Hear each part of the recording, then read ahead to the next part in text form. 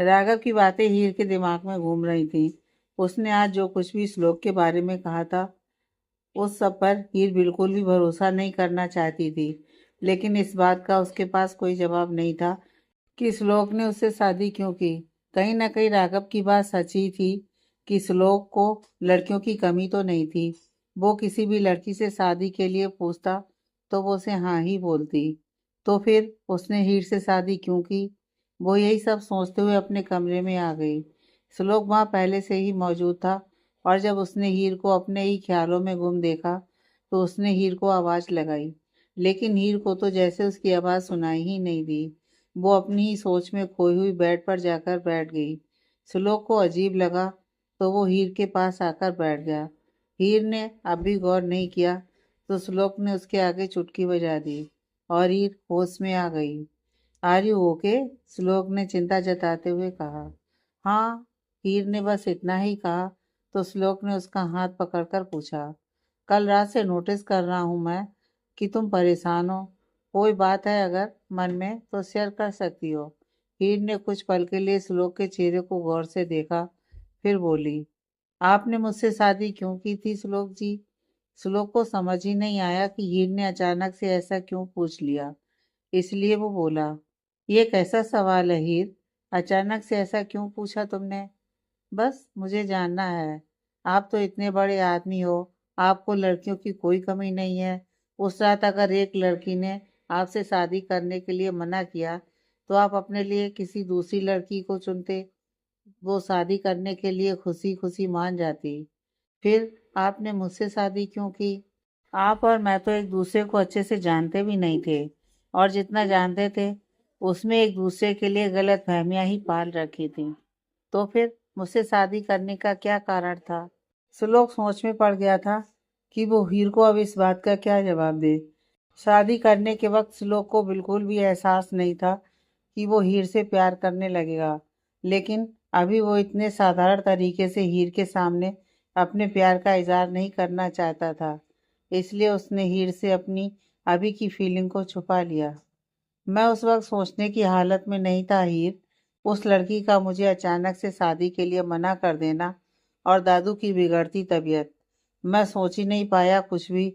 और तभी तुम्हारा दुल्हन के रूप में मेरे सामने आना मेरे गुस्से को और भड़का गया। उस समय मुझे तुम्हारी बातों से गुस्सा आ गया था और मैंने तुम्हें शादी के लिए मजबूर कर दिया। लेकिन मैं तुमसे शादी करता नहीं, क्योंकि तुम्हारी आंखों के आंसू मुझे एहसास करा गए थे कि मैं गलत कर रहा हूँ।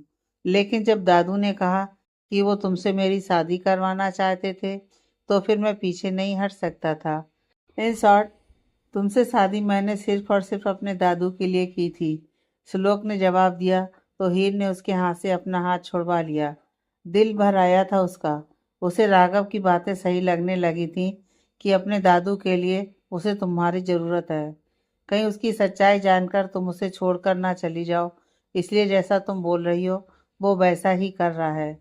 श्लोक ने हीर की आंखों में आंसू देखे तो वो बोलने लगा, हीर, मुझे सच में इस बात का दुख है कि मैंने तुमसे तुम्हारी मर्जी के खिलाफ शादी की। अगर दादू बीमार ना होते और तुम उन्हें पसंद ना होती तो मैं ऐसा कभी नहीं करता। श्लोक को लगा कि हीर इस बात से दुखी है कि श्लोक ने बिना उसकी मर्जी से उससे शादी की, जबकि हीर के दुख का कारण कुछ और ही था। उसे लगा था कि श्लोक उसे बता देगा कि वो हीर से प्यार करता है, क्योंकि पिछले कुछ दिनों से दोनों के बीच जो कुछ भी हो रहा है उसमें हर कदम पर हीर को श्लोक का उसके लिए प्यार महसूस हो रहा था। श्लोक की बातों से हीर का दिल टूट गया। उसने श्लोक की ओर देखे बिना ही कहा, मुझे और कुछ नहीं जानना। जो हो गया उस पर सफाई नहीं चाहिए। मेरा सर दर्द हो रहा है तो मैं थोड़ी देर रेस्ट करना चाहती हूँ। इतना बोलकर वो श्लोक से थोड़ी दूरी बनाकर उसकी तरफ पीठ करके लेट गई। श्लोक को अजीब तो लगा, लेकिन उसने मन में सोचा, हीर, मैं जानता हूँ तुम मुझसे मेरे प्यार का इजहार सुनना चाहती हो, लेकिन मेरी जान, यह श्लोक सहगल इतने सिंपल तरीके से तुमसे अपने दिल की बात नहीं कहेगा। तो मेरी मोहब्बत हो तो जितनी स्पेशल तुम हो उतना ही स्पेशल मेरा प्रपोजल होगा। You just wait and watch my baby. दूसरी तरफ हीर की आंखों से आंसू बहने लगे। वो चाहती थी कि श्लोक उससे शादी करने की बात के साथ उसके लिए अपनी फीलिंग्स को कबूल कर ले, और वो राघव को गलत साबित कर दे। लेकिन श्लोक ने तो उससे शादी सिर्फ और सिर्फ अपने दादू के लिए ही की थी। इसका मतलब जो राघव ने कहा वो सब सच हो जाएगा। श्लोक अपने दादू के जाने के बाद उसे छोड़ भी सकता है। जिस इंसान के पीछे श्लोक ने हीर से रिश्ता जोड़ा था, अगर वो इंसान ही नहीं रहेगा तो उनके रिश्ते का भी कोई वजूद नहीं रहेगा। फिर हीर क्या करेगी? श्लोक तो प्रैक्टिकल आदमी है, वो तो अपनी जिंदगी में आगे बढ़ जाएगा। लेकिन हीर, वो ऐसी नहीं है। उसके लिए शादी जैसा रिश्ता बहुत अनमोल है। हीर अपनी इसी सोच में उलझी रही। उसे भी अब श्लोक पर भरोसा होने लगा था और कहीं ना कहीं उसके दिल में श्लोक के लिए जगह बनने लगी थी। लेकिन श्लोक की बातों से हीर बहुत हर्ट हो गई थी और अब उसे राघव की बातें सच लगने लगी थी। इसके बाद हीर ने श्लोक से बिल्कुल भी बात नहीं की। रात में भी वो जल्दी सो गई थी। श्लोक समझ गया था कि हीर उससे नाराज हो गई है क्योंकि श्लोक ने उसके मन मुताबिक जवाब नहीं दिया था। लेकिन श्लोक हीर को स्पेशल फील करवाना चाहता था, इसलिए वो उसके लिए सरप्राइज प्लान कर रहा था। ओ लो, जितना नाराज होना है हीर, जब मैं तुम्हें प्रपोज करूंगा तब तुम्हारे चेहरे पर आई खुशी के लिए मैं तुम्हारी आज की नाराजगी भी सहने के लिए तैयार हूँ। बस कुछ वक्त की बात और है, उसके बाद तुम हमेशा हमेशा के लिए मेरी हो जाओगी और तुम्हारे चेहरे की मुस्कान मैं कभी भी नहीं जाने दूंगा। हीर को सोता हुआ देखकर श्लोक ने मन ही मन सोचा। आजकल अयान ऑफिस में देर तक रुकने लगा था। अयान जब जब सालू से मिलने के लिए उसके रूम में जाता था, तब राघव और सालू को एक साथ देखकर वो बाहर से ही वापस आ जाता था। जब से राघव घर आया था, वो श्लोक को दिखाने के लिए ज्यादा से ज्यादा वक्त सालू के साथ बिताता था। आज अयान जब घर लौटा तो रात के 11:30 बज गए थे। वो अपने कमरे की ओर जाने लगा तो जाते जाते सालू के कमरे के आगे रुक गया। ना जाने क्यों उसका दिल किया कि एक बार वो सालू को देख ले। इधर सालू को नींद में फिर से वही सब दिखाई दे रहा था। ठाकुर का उसके करीब आना और उसे गलत तरीके से छूना। वो नींद में ही कसमसाने लगी। अयान ने उसके कमरे का दरवाजा जब खोला तो उसे सालू की दबी दबी सी आवाज सुनाई दी। दूर रहो मुझसे, मुझे जाने दो प्लीज, पापा मुझे बचा लीजिए। यह सब सुनते ही अयान जल्दी से उसके पास आकर बैठ गया और उसके सर पर हाथ फेर कर बोला, सालू, सालू। अयान के बोलने से सालू की नींद खुल गई और वो उठकर बैठ गई। फुल एसी में भी वो पूरी तरह से पसीने में भीगी हुई थी। अयान को देखकर वो बिना कुछ सोचे समझे जल्दी से उसके गले लग गई और फपक पड़ी। अयान के हाथ तो हवा में ही रह गए, लेकिन उसकी धड़कनें जरूर बढ़ गई थीं। फिर उसने धीरे से अपना हाथ सालू के बालों पर रखा और उसके बाल सहलाने लगा और बोला, तुम ठीक हो? नहीं, मुझे बहुत ज्यादा घबराहट हो रही है। मैं भुलाए नहीं भूल पा रही हूँ वो सब जो कुछ उस आदमी ने मेरे साथ किया। मुझे उसके हाथ अपने ऊपर महसूस होते हैं। खुद से घिन आती है मुझे अयान। रोते हुए सालू ने अयान को अपने मन में चल रही बातें बताई। अयान को उस आदमी पर बहुत ज्यादा गुस्सा आ रहा था जिसने सालू के साथ इतनी घटिया हरकत करने की कोशिश की थी, और उसने सोच लिया था कि वो श्लोक से इस बारे में बात करेगा और उस आदमी का पता लगाकर उसे उसके किए की सजा देगा।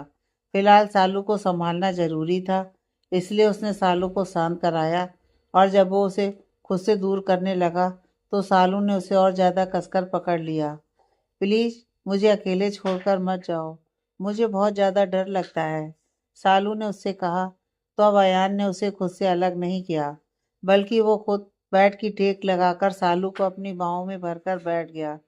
सालू को अयान के साथ बहुत ज्यादा सेफ फील हो रहा था और दोनों ही कुछ देर बाद ऐसे ही सो गए।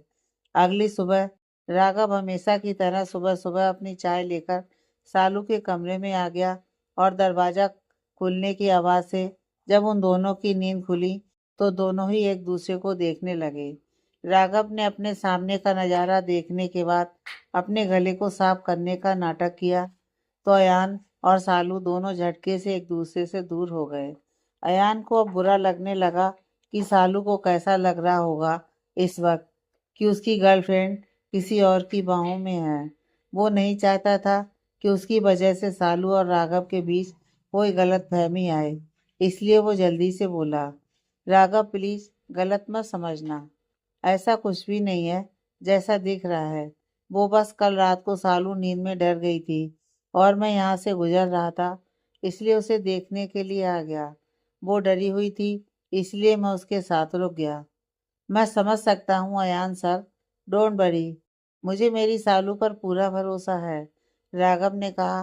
तो अब अयान भी कुछ रिलैक्स हो गया। अब वो वहां रुकना नहीं चाहता था, इसलिए बिना सालू की ओर देखे वो कमरे से बाहर निकल गया। सालू भी शर्मिंदा हो गई थी कि वो कैसे अयान के इतने करीब चली गई। दूसरी ओर हीर जब उठी तो श्लोक कमरे में नहीं था, इसलिए वो नहाने के लिए चली गई। हीर अभी तक अपनी ही धुन में थी कि उसने ये तक गौर नहीं किया कि उसने नहाकर अपने कपड़ों की जगह श्लोक की टी शर्ट पहन ली थी। वो नहाकर आई थी और उसके बाल अभी तक गीले थे। उसके चेहरे पर उदासी थी। उसे रह रहकर श्लोक का ये कहना याद आ रहा था कि उसने हीर से शादी सिर्फ अपने दादू के लिए की है। तो इतने दिन से जो मुझे महसूस हो रहा है, क्या वो सब एक दिखावा है?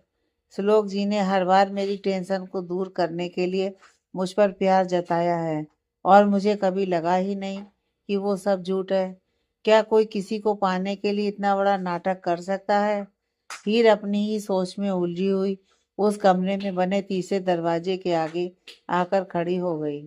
यह दरवाजा श्लोक के पर्सनल जिम में खुलता था, जहाँ श्लोक रोज हीर के उठने से पहले ही एक्सरसाइज किया करता था।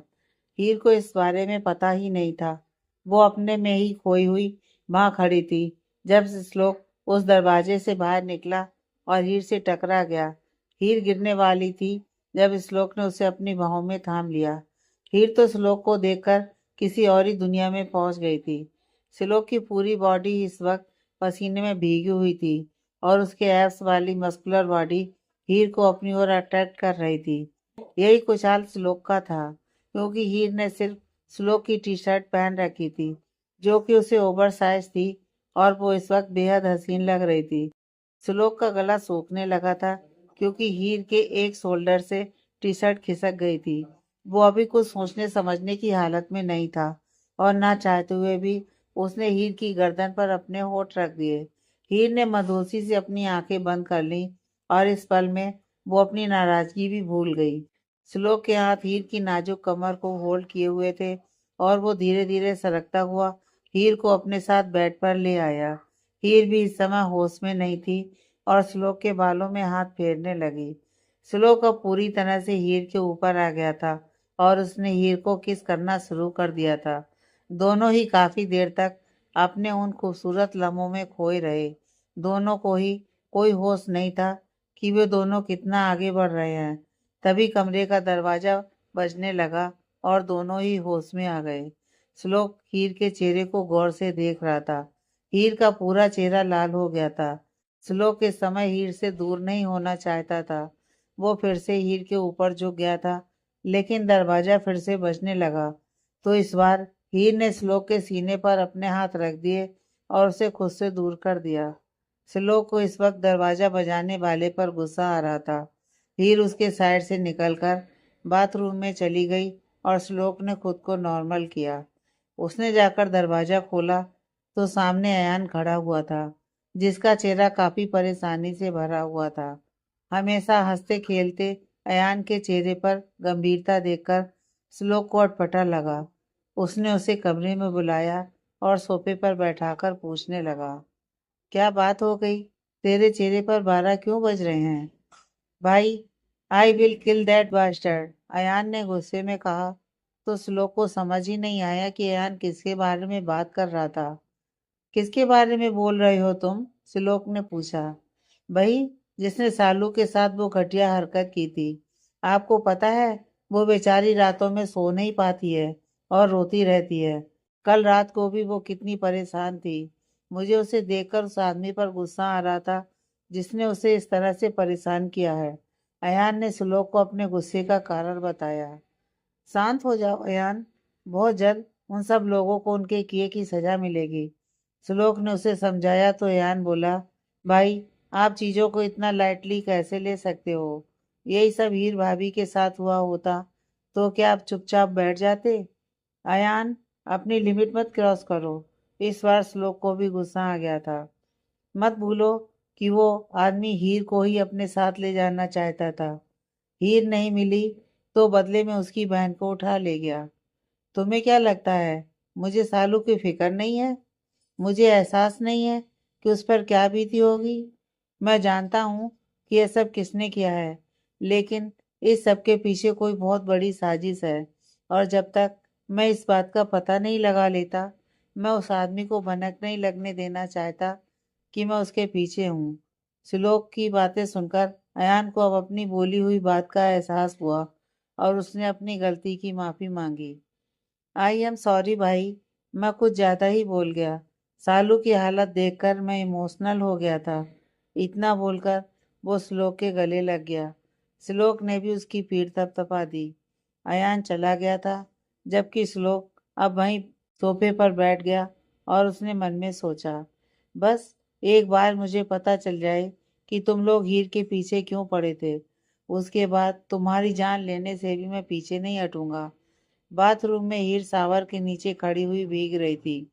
कहना मुश्किल था कि उसके चेहरे पर पानी था या आंसू, क्योंकि वो साथ में रो भी रही थी। उसे श्लोक का खुद के करीब आना इतना अच्छा लगा था कि वो एक मिनट में पिघल गई और श्लोक के इतने करीब पहुंच गई। लेकिन दुख इस बात का था कि श्लोक को तो उससे प्यार ही नहीं था। सही बोल रहा था राघव, श्लोक सिर्फ और सिर्फ हीर की खूबसूरती से अट्रैक्ट हुआ था। उसी पैसन में वो हीर के इतने करीब आ जाता है। हीर को श्लोक के इस रवैये पर गुस्सा आ रहा था। आज अगर दरवाजा न बजा होता तो हीर और श्लोक एक हो गए होते। यही सब सोचते हुए हीर अब बाथरूम से रेडी होकर बाहर आ गई और बिना एक बार भी श्लोक की ओर देखे वो कमरे से बाहर निकल गई। श्लोक को हीर का यह व्यवहार अजीब लगा, क्योंकि उसे लगा था कि हीर की रात की नाराजगी शायद अभी तक खत्म हो गई होगी। श्लोक और उसकी नज़दीकियों से उसे इतना तो पता चल ही गया होगा कि श्लोक के दिल में उसके लिए क्या फीलिंग है।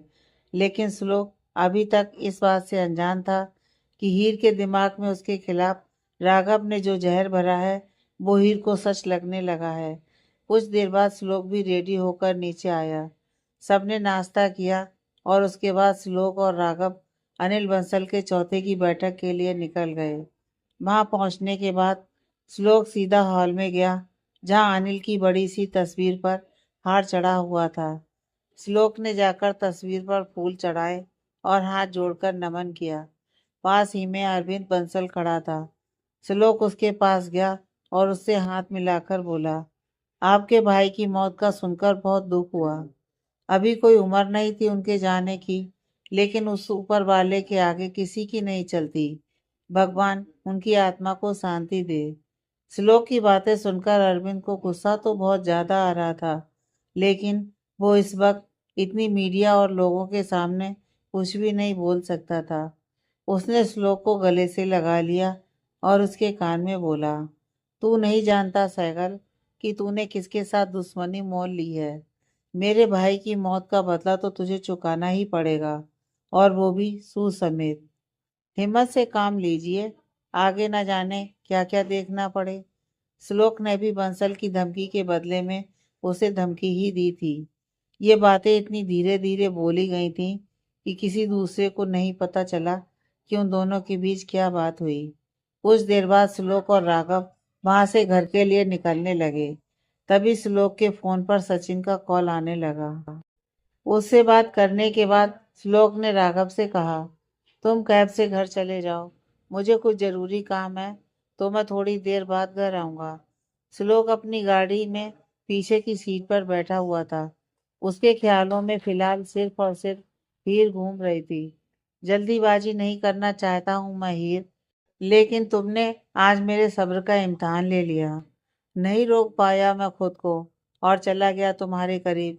तुम्हारा साथ मिलने से मुझे भी तुम्हारा मेरे लिए प्यार और भरोसा महसूस हुआ। आज मैं तुम्हें दुनिया की सारी खुशियां देना चाहता हूँ। बस आज रात का इंतजार है मुझे। अपने मन में यह सब सोचते हुए श्लोक ने किसी को कॉल मिला दिया। कुछ ही देर में सामने वाले आदमी ने फोन उठा लिया तो श्लोक बोला, हेलो मिस्टर भंडारी, मैंने आपको जो काम करने के लिए बोला था कल रात को, वो हुआ कि नहीं? सामने से भंडारी की आवाज आई।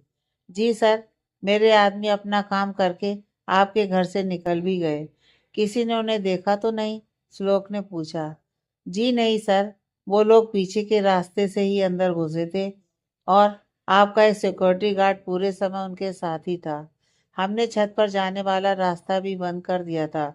आपके गार्ड के पास ही चाबी है जो वो आपको दे देगा। ठीक है mister Bhandari, thank you so much. आपकी पेमेंट थोड़ी देर में आपके पास पहुंच जाएगी। श्लोक ने इतना बोलकर कॉल काट दिया।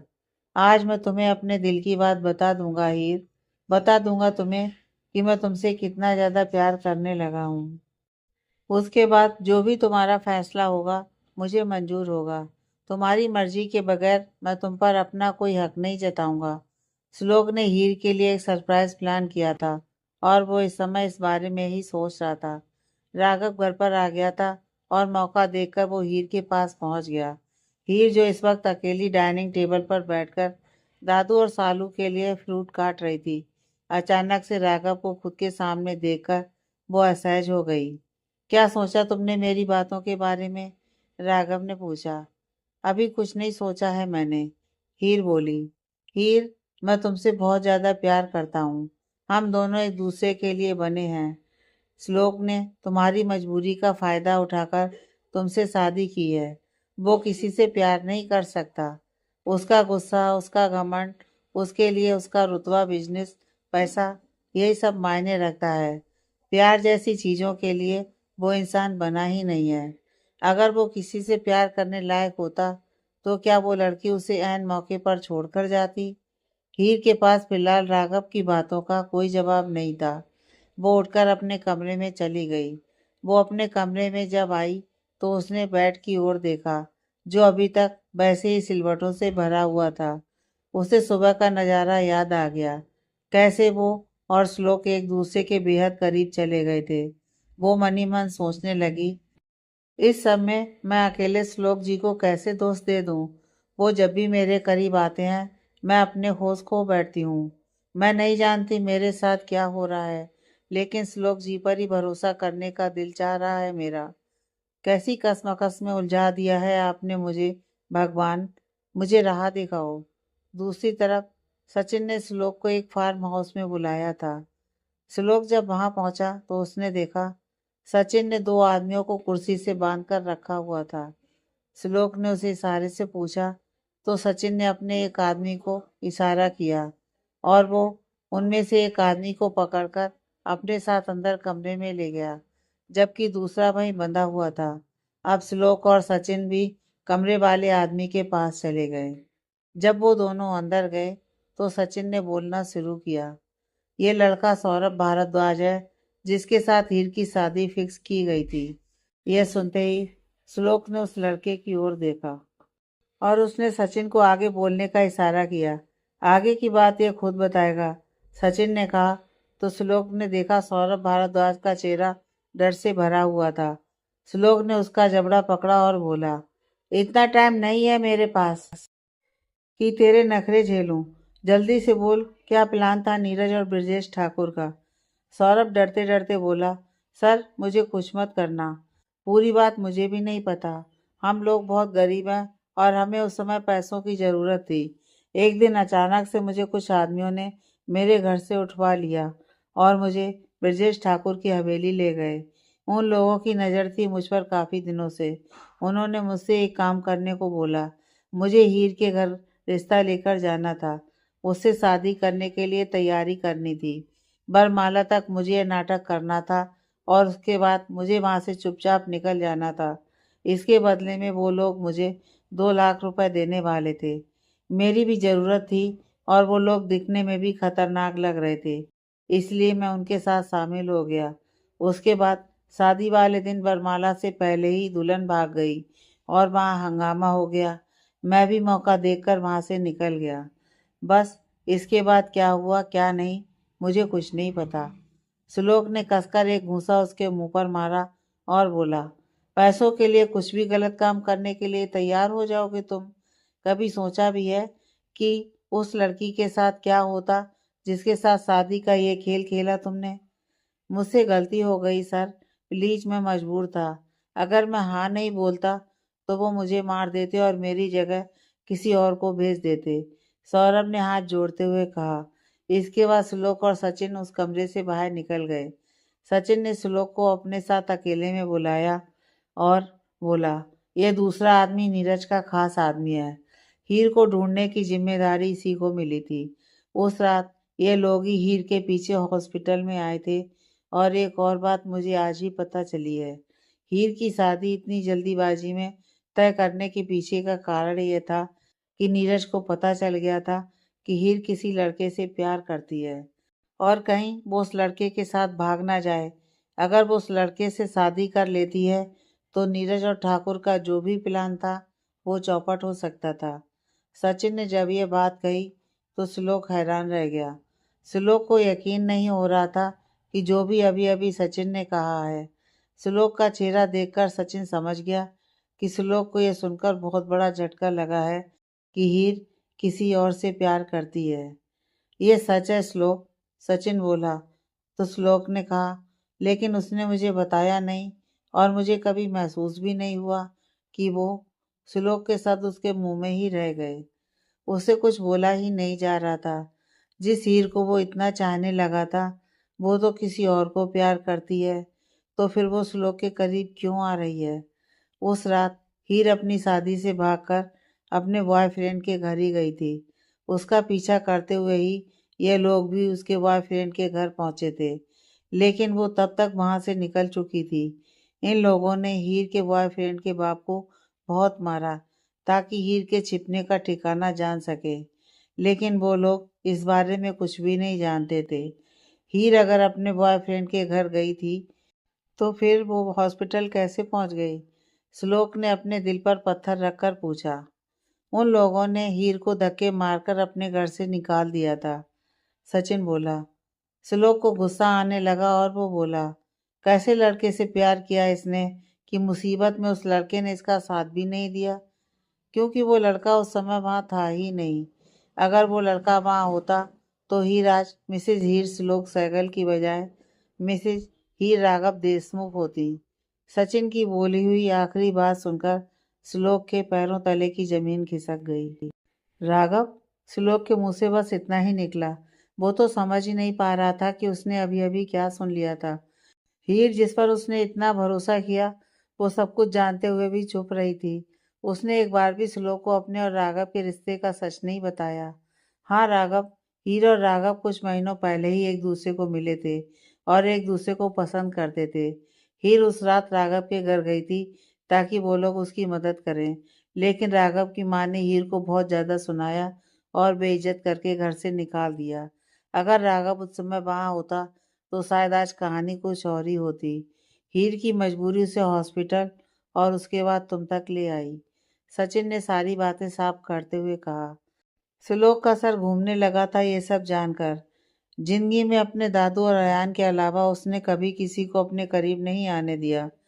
हीर उसके दिल पर पड़े हर पर्दे को हटाकर उसके दिल में घुसती चली गई। हीर की करीबियां श्लोक के पत्थर दिल को पिघलाने लगी थी और उसी हीर ने श्लोक के साथ धोखा कर दिया। श्लोक सोचने लगा, राघव को देखकर भी हीर ने सच नहीं बताया और राघव सालू के बॉयफ्रेंड होने के बहाने उसके घर में घुस गया ताकि वो और हीर मिल सकें। तो क्या सालू भी उन दोनों के साथ मिली हुई है? इसलिए वो रिश्तों में बंधने से परहेज करता था, क्योंकि सब आस्तीन के सांप होते हैं। और आज श्लोक को यह सब बातें सच लगने लगी थी। उसे सब कुछ अपने खिलाफ एक साजिश लग रहा था। वो तो हीर की परवाह करते नहीं थकता था।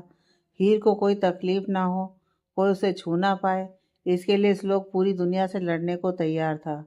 लेकिन उसी हीर ने राघव और अपनी बहन के साथ मिलकर श्लोक की पीठ में छुरा मार दिया था। श्लोक और हीर दोनों ही हालातों के भंवर में उलझ गए थे।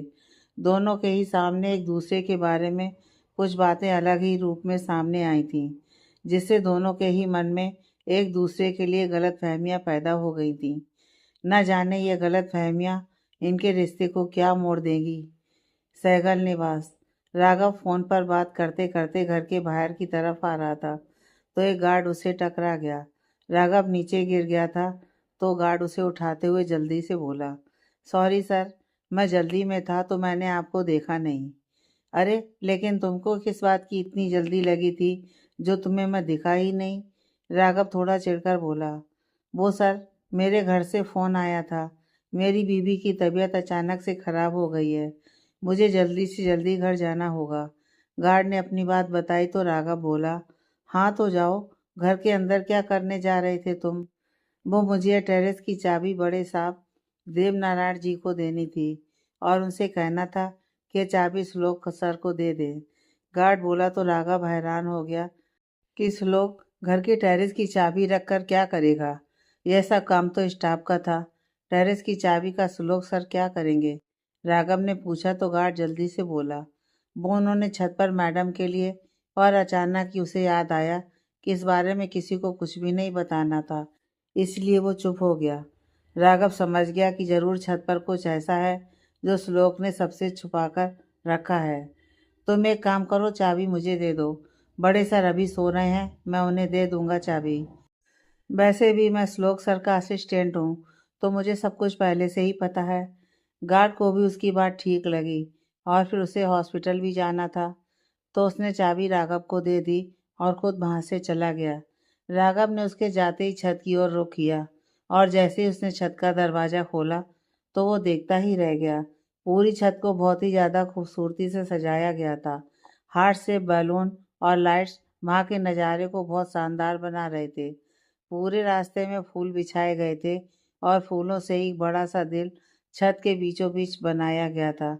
श्लोक ने अपने और हीर के लिए आज की रात को खूबसूरत और ख़ास बनाने के सारे इंतजाम छत पर किए थे। छत की दूसरी तरफ पर्दों से घिरा हुआ एक खूबसूरत सा बेड लगा हुआ था, जिसके पास आई लव यू लिखकर सजाया गया था। टेबल पर वाइन की बोतल और गिलास रखे हुए थे। राघव का तो यह सब देख कर ही दिमाग घूम गया। उसका दिल कर रहा था कि वो इस सजावट को खराब कर दे और वहाँ पर जो भी सजावट की है उसको आग लगा दे, लेकिन अभी उसे जोश से नहीं बल्कि होश से काम लेने की ज़रूरत थी और उसने वही किया। वो वहाँ से बिना किसी चीज़ को छुए छत के दरवाजे को ताला लगाकर नीचे आ गया। उसके दिमाग में अब एक ही बात चल रही थी कि आज लोग ये सब करके हीर को अपना बनाना चाहता है और वो ऐसा कभी नहीं होने देगा। राघव ने तय किया था कि वो हीर को अभी फैसला लेने को कहेगा और यह बात उस दिन के लिए श्लोक को छुपाकर रखने को भी बोलेगा। साथ ही वो हीर को श्लोक से दूर रहने की कसम भी दे देगा, ताकि वो श्लोक के करीब ना जाए और श्लोक हीर को अपना ना बना सके। राघव हीर के कमरे में पहुंच गया था। हीर अभी तक बेड पर लेटी हुई श्लोक के ख्यालों में खोई हुई थी। उसे राघव के आने का पता ही नहीं चला। राघव उसके करीब पहुंच गया था और उसके बिल्कुल पीछे बैठा हुआ था। हीर को जब अपने पीछे किसी के होने का एहसास हुआ तो वो झट से उठकर बैठ गई। राघव को अपने इतना करीब देखकर हीर घबराई और बोली, ये क्या तरीका है राघव जी? आप इस तरह मेरे कमरे में कैसे आ गए? जान, तुमको क्या हो गया है? तुम मुझसे कब से डरने लगी? राघव प्यार से बोला तो हीर बेड से उठ गई और राघव से थोड़ी दूर जाकर खड़ी हो गई। राघव को गुस्सा आ रहा था कि उसकी हीर कितना बदल गई है। वो उसके सामने जाकर खड़ा हो गया और बोला, हीर, मैं तुमसे प्यार करता हूँ और तुम मुझसे। तो अब वक्त आ गया है कि तुम अपना फैसला ले लो। राघव की बात सुनकर हीर चौंक गई और बोली, ये कैसी बातें कर रहे हैं आप? इतना आसान नहीं है मेरे लिए फैसला करना। क्यों? क्या मुश्किल है तुम्हारे लिए फैसला लेने में? मैं तुमसे यह नहीं कह रहा कि तुम सुलोक को आज ही छोड़ दो। बस मुझसे ये वादा करो कि तुम सुलोक को छोड़कर मेरे साथ चलोगी और तब तक सुलोक को खुद के करीब बिल्कुल भी नहीं आने दोगी। राघव ने हीर का हाथ पकड़ते हुए कहा। कहाँ जाने की बात हो रही है? यह श्लोक की आवाज़ थी, जिसे सुनते ही हीर और राघव ने पलट कर देखा तो श्लोक दरवाजे पर खड़ा होकर उन दोनों के हाथ को देख रहा था। हीर जल्दी से अपना हाथ राघव के हाथ से छुड़वा लेती है और राघव से थोड़ी दूर खड़ी हो जाती है। वो मन ही मन घबरा गई थी कि न जाने श्लोक इस चीज़ को किस तरह से लेगा। सर, वो मैं यहाँ टेरेस की चाबी देने के लिए आया था और मैडम से बोल रहा था कि श्लोक सर के अलावा कोई छत पर ना जाए। ऐसा मुझे गार्ड ने बोला था। राघव ने अपनी तरफ से बात संभालते हुए कहा। श्लोक ने अपना हाथ आगे कर दिया तो राघव ने उसे चाबी दे दी। जब वो जाने लगा तो श्लोक बोला, तुम्हें यहाँ से जाने के लिए नहीं बोला है मैंने अभी तक। राघव रुक गया और श्लोक की ओर देखने लगा। श्लोक बोला, हीर को कहाँ लेकर जाना चाहते हो तुम? हीर और राघव दोनों ही श्लोक की इस बात से चौंक गए। हीर बोलने लगी, श्लोक जी, जैसा आप। श्लोक ने अपना हाथ दिखा दिया और गुस्से से भरी आंखों से हीर की ओर देखा, जिससे हीर सहम गई और उसके आगे कुछ बोलने की हिम्मत ही नहीं हुई। बोलो राघव, तुम लोगों को क्या लगता है कि तुम दोनों मेरे साथ खेल खेलोगे और मुझे तुम लोगों की सच्चाई पता नहीं चलेगी? हीर ही तुम्हारी गर्लफ्रेंड थी ना? झूठ पर झूठ बोलते रहे तुम लोग।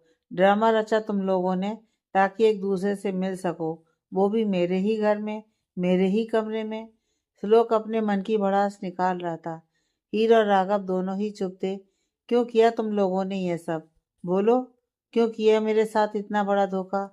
श्लोक चीखा तो इस बार राघव भी बोल पड़ा। किस धोखे की बात कर रहे हैं आप? धोखा तो आपने किया है मेरे साथ। मुझसे मेरा प्यार छीन लिया आपने। हीर से जबरन शादी की आपने। उसे हासिल करना चाहते हैं ना आप? प्यार तो आपको उससे है नहीं। अपनी बकवास बंद करो। हीर से शादी करने के पीछे मेरी भी मजबूरी थी, वरना मैं उसके साथ कभी जबरदस्ती शादी नहीं करता। यह बात मैं हीर को भी बता चुका हूँ। और जो तुम लोग मिलकर ये झूठ का खेल खेल रहे हो, उसके बारे में कोई सफाई नहीं दोगे? सालू का बॉयफ्रेंड बनकर मेरे घर में घुसे ताकि एक दूसरे से मिल सको। श्लोक ने गुस्से से कहा तो हीर रोते हुए उसके पास आकर उसका हाथ पकड़कर बोली, श्लोक जी, ये सच नहीं है। मैं आपको सब बताने वाली थी। मैं श्लोक ने उसका हाथ झटक दिया और बोला, मैंने बोला था तुमसे भरोसा मत तोड़ना मेरा, लेकिन तुमने वही किया जिससे मुझे सबसे ज्यादा नफरत है। अरे पहले ही दिन बोल दिया होता कि तुम दोनों प्यार करते हो एक दूसरे से, मैं हट जाता तुम लोगों के बीच से। ये खेल खेलने की क्या जरूरत थी? हाँ, करते हैं हम दोनों एक दूसरे से प्यार। हालात से मजबूर होकर वो आपके साथ बंधन में बंधकर रह गई है। सबको अपनी पावर से डरा कर रखते हैं आप। और हीर भी बेचारी आपके डर की वजह से कुछ बोल ही नहीं पाई होगी। राघव बोला। उसकी बात सुनकर श्लोक के साथ साथ हीर भी शौक में थी और वो बोली, ये आप क्या बोल रहे हैं राघव जी? श्लोक जी ने कभी भी मुझे नहीं डराया। बंद करो अपना ये नाटक। श्लोक बोलता है तो राघव ने कहा, तुम्हें इनसे डरने की कोई जरूरत नहीं है हीर। वैसे भी ये तुम्हें सिर्फ अपने दादू की वजह से साथ में रख रहे हैं। जिस दिन इनकी वो जरूरत खत्म हो जाएगी, ये तुम्हें छोड़ देंगे। इस मजबूरी की शादी में सिवाय दुख के तुम्हें कुछ नहीं मिलेगा। राघव की बोली हर बात श्लोक के दिल में खंजर सी चुभ रही थी। हीर को अपने दिल की मोहब्बत से रूबरू भी नहीं करवा सका था वो। हीर कुछ बोलने को हुई, इससे पहले ही श्लोक बोला, हीर, आज मैं तुम्हें खुद से जुड़े हर रिश्ते से आज़ाद करता हूँ। तुम्हें मेरे साथ इस जबरदस्ती की शादी को निभाने की जरूरत नहीं है। तुम राघव के साथ अपनी आगे की जिंदगी बिताने के लिए आज़ाद हो। अब से ये श्लोक सागर कभी भी तुम्हारे रास्ते में नहीं आएगा। बड़ी मुश्किल से ये सब श्लोक ने कहे थे और बिना हीर की तरफ देखे ही वो उस कमरे से बाहर निकल गया। हीर तो किसी भूत की तरह उसी जगह खड़ी होकर अपनी बिखरी हुई जिंदगी को देख रही थी। उसे ना तो अपनी सफाई देने का मौका दिया गया था और ना ही उससे उसका फैसला पूछा गया। श्लोक कमरे से निकलकर छत पर चला गया था। जैसे ही वो छत पर गया तो वहां की सजावट देखकर उसके गुस्से की आग को और हवा मिल गई थी। क्या को सोचा था उसने आज कि वो हीर को स्पेशल फील करवाएगा, उसे अपने दिल की बात कहेगा, उसे इतना प्यार करेगा कि वो अपनी जिंदगी में इन पलों को कभी भूल नहीं पाएगी। लेकिन आज हकीकत इस तरह से श्लोक के सामने आएगी, ये उसने बिल्कुल भी नहीं सोचा था। उसे अब खुद पर गुस्सा आ रहा था कि कैसे वो इमोशंस में बह गया। क्यों उसने हीर को खुद के इतना करीब आने दिया? श्लोक ने जाकर उस सारी सजावट को तहस नहस कर दिया। जिस टेबल पर वाइन की बोतल रखी थी उसे लात मारकर दूर फेंक दिया।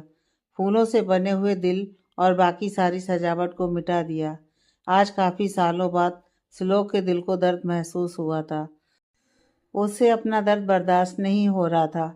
वो भाई जमीन पर बैठ गया और आसमान की ओर देखकर चिल्लाया, हीर। राघव ने आज अपने प्यार को पाने के लिए साम दाम दंड भेद सब कुछ इस्तेमाल किया था। हीर दो रास्तों के बीच फंसी थी। जहाँ एक और श्लोक ने उसे अपनी जिंदगी से जाने के लिए कहा था और दूसरी तरफ राघव उसकी तरफ अपना हाथ बढ़ाए हुए खड़ा था। श्लोक जो प्यार मोहब्बत जैसी चीज़ों से दूर रहता था, आज उसका दिल टूट गया था, क्योंकि ना चाहते हुए भी वो हीर के प्यार में पड़ ही गया था। श्लोक ने अपना फैसला सुना दिया था, जिसमें उसने हीर को अपने साथ जुड़े हर बंधन से मुक्त कर दिया था। हीर की आंखें भर आई थीं, वो अपनी जगह ही जड़ हो गई थी। आज उसकी जिंदगी फिर से बिखर गई थी। वो कुछ दिन पहले भी इस तरह की कशमकश में थी, जब श्लोक ने उसे शादी के लिए मजबूर किया था। श्लोक के साथ रहते हुए उसे कभी भी यह शादी जबरन की नहीं लगी थी, या फिर श्लोक ने लगने ही नहीं दी थी। लेकिन आज वो हीर को अपनी मर्जी की जिंदगी जीने की आज़ादी दे रहा था, बिना उसकी मर्जी जाने। आज जो हुआ वो एक ना एक दिन तो होना ही था। अब तुम्हें यहाँ रहने की कोई ज़रूरत नहीं है हीर, चलो हम लोग यहाँ से चलते हैं, राघव ने कहा। हम कहाँ जाएंगे? हीर बोली तो राघव ने कहा, मेरे घर और कहाँ? आपके पेरेंट्स, उन्हें क्या कहेंगे आप? किसे लेकर आए हैं आप अपने साथ? हीर ने पूछा। बता दूंगा उन्हें कि मैं और तुम एक दूसरे से प्यार करते हैं। मुझे मेरे माँ बाबा पर पूरा भरोसा है, वो हम दोनों का साथ जरूर देंगे, राघव ने कहा। तो हीर फीका सा मुस्कुरा दी। आप क्या जवाब देंगे उन्हें कि आप किसी शादीशुदा लड़की से प्यार करते हैं? राघव सोच में पड़ गया, फिर बोला, मैं उन्हें सारी बात बता दूंगा कि किस मजबूरी के चलते तुमने श्लोक से शादी की थी। और और आपको लगता है कि आपके घर वाले मान जाएंगे? जो लोग मजबूरी में मदद मांगने के लिए अपनी चौखट पर आई लड़की को दुत्कार सकते हैं, वो किसी की छोड़ी हुई पत्नी को कैसे अपना सकते हैं? हीर ने कहा तो राघव चौंक गया। ये क्या बोल रही हो तुम?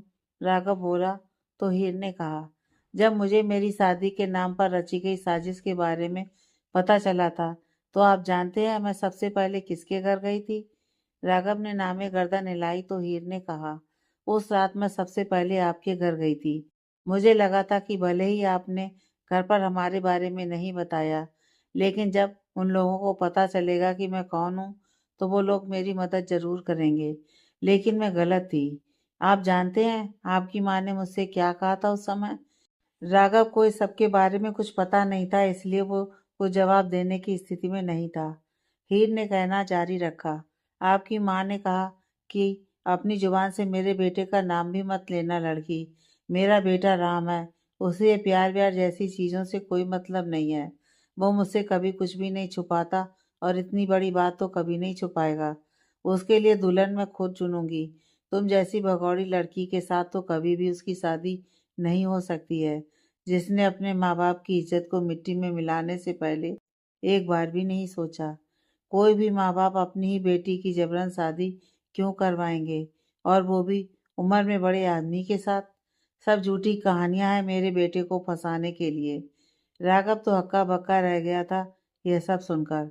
उसे यकीन नहीं था कि उसकी माँ ऐसा कुछ भी बोल सकती हैं। इसलिए वो गुस्से से तमतमाते हुए बोला, तुम होश में तो हो ना हीर? मैं मेरी माँ के खिलाफ कुछ भी नहीं सुनूंगा। कहीं ये सब श्लोक के साथ रहने के बहाने तो नहीं? ऐसा क्या जादू कर दिया उस श्लोक ने तुम पर, जो उससे अलग ना होने के लिए मेरी माँ पर इल्जाम लगा रही हो तुम? इस बार हीर को भी गुस्सा आ गया था और वो बोली, मुझ पर इल्जाम लगाने से पहले आप अपनी माँ से जाकर पूछिए। वो पहले से ही मुझे बहुत बेइज्जत कर चुकी हैं, और अब आप भी उन्हीं की भाषा बोल रहे हैं। और रही बात श्लोक जी के साथ रहने की, तो उनके साथ रहने के लिए मुझे किसी बहाने की ज़रूरत नहीं है। पति हैं वो मेरे, उनके साथ रहने का हक उनसे शादी करके पाया है मैंने। आप भी जानते हैं कि शादी जैसे रिश्ते मेरे लिए कितने मायने रखते हैं। एक समय था जब मैंने आपके साथ अपने भविष्य के सपने सजाए थे, और मैं आई भी थी आपके घर इसी उम्मीद से कि मेरे प्यार का मान रखकर आपके घरवाले मुझे आसरा देंगे। लेकिन उन्होंने मेरा तिरस्कार कर दिया, मुझे भगौड़ी घोषित कर दिया। शायद किस्मत ने मेरी जिंदगी में श्लोक जी का साथ लिखा था, इसलिए तो मैं उसी हॉस्पिटल में पहुंच गई जहां दादू एडमिट थे, और श्लोक जी से टकरा गई। अब श्लोक जी की मर्जी है, वो मुझसे प्यार करें या ना करें, या फिर दादू के जाने के बाद मुझे छोड़ दें। जब तक मैं इस रिश्ते में हूँ, मैं पूरी ईमानदारी से अपना रिश्ता निभाऊंगी। हीर, तुम्हें कोई गलत फहमी हुई है। मेरी माँ इस तरह का बर्ताव कभी नहीं कर सकती। तुम श्लोक के साथ कभी खुश नहीं रह पाओगी। वो तुमसे प्यार ही नहीं करता। राघव ने कहा तो हीर बोली, आप अपनी माँ पर इतना भरोसा करते हैं तो जाकर एक बार उनसे पूछिए, या फिर बताइए उन्हें कि आप मुझसे शादी करना चाहते हैं। आपके सामने सच्चाई खुद ब खुद आ जाएगी। क्या आप अपने माँ बाबा और मुझ में से किसी एक को चुन सकते हैं राघव जी? हीर के इस सवाल पर राघव मौन था। रिश्ते होते ही ऐसे हैं कि हम चाह कर भी उनके बंधन से नहीं छूट सकते हैं। बस वही बंधन मेरा श्लोक जी से जुड़ चुका है और यह बंधन मेरे लिए बहुत मायने रखता है। भगवान के सामने जब उन्होंने मेरी मांग में सिंदूर भरा था, तभी मुझ पर सारे हक मिल गए थे उन्हें। लेकिन उन्होंने कभी भी मुझ पर मेरी मर्जी के खिलाफ कोई हक नहीं जताया। जब भी मुझे छुआ, मेरी मर्जी से छुआ। मैं अपने पति को नहीं छोड़ सकती। और अब आपसे भी यही कहूंगी कि मुझे बुलाकर अपनी जिंदगी में आगे बढ़ जाएं। इतना बोलकर हीर कमरे से बाहर निकल गई। राघव न जाने कितनी देर तक सोचता रहा कि हीर ने जो उससे कहा, क्या वो सच था। इसके बाद वो भी वहां से निकल गया। हीर पूरे घर में श्लोक को ढूंढ रही थी, लेकिन वो उसे कहीं भी नहीं मिला। अचानक से ही उसे ख्याल आया कि कहीं श्लोक छत पर तो नहीं, और वो जल्दी से छत की ओर जाने लगी। श्लोक जो कि छत पर खड़ा हुआ था, उसने देखा घर से राघव की गाड़ी निकल गई है और अब तक के रुके हुए उसके आंसू बह निकले। आज सच में उसका प्यार उससे दूर हो गया था। जिस हीर को वो आज अपने दिल की बात बताने वाला था, वो हीर आज हमेशा हमेशा के लिए उसकी जिंदगी से चली गई थी। श्लोक वहीं जमीन पर बैठ गया। उसने अपना मुंह घुटनों में दबा लिया था। दूसरी तरफ हीर जब छत पर आई तो छत का नजारा देखकर हैरान रह गई थी। पूरी छत पर जगह जगह फूल बिखरे हुए थे। खूबसूरत लाइट्स को खींचकर तोड़ दिया गया था। वो छत की दूसरी साइड आई, जहाँ लिखे हुए आई लव यू हीर को तोड़ दिया गया था, और उसी जगह पर श्लोक अपना सर झुकाकर बैठा हुआ था। यह सब देखकर हीर इतना तो समझ गई थी कि हो ना हो, यह सजावट श्लोक ने ही करवाई थी, और अब नीचे जो भी हुआ, इस बात से नाराज होकर उसी ने सब कुछ तोड़ दिया है। हीर को दिल ही दिल इतनी ज्यादा खुशी हुई। आज उसे पता चल गया था कि श्लोक के दिल में हीर के लिए क्या फीलिंग्स है। वो जल्दी से श्लोक के पास गई और उसके कंधे पर हाथ रख दिया। श्लोक, जो कि अपने दुख में अपना सर झुकाकर बैठा हुआ था, उसने अपना सर उठाकर देखा तो उसके पास हीर अपने घुटनों के बल पर बैठी हुई थी और श्लोक की तरफ ही देख रही थी। क्या करेगा अब श्लोक? क्या राघव अपनी जिंदगी में आगे बढ़ पाएगा या होगा कुछ और? जानने के लिए पढ़ते रहें नेक्स्ट पार्ट।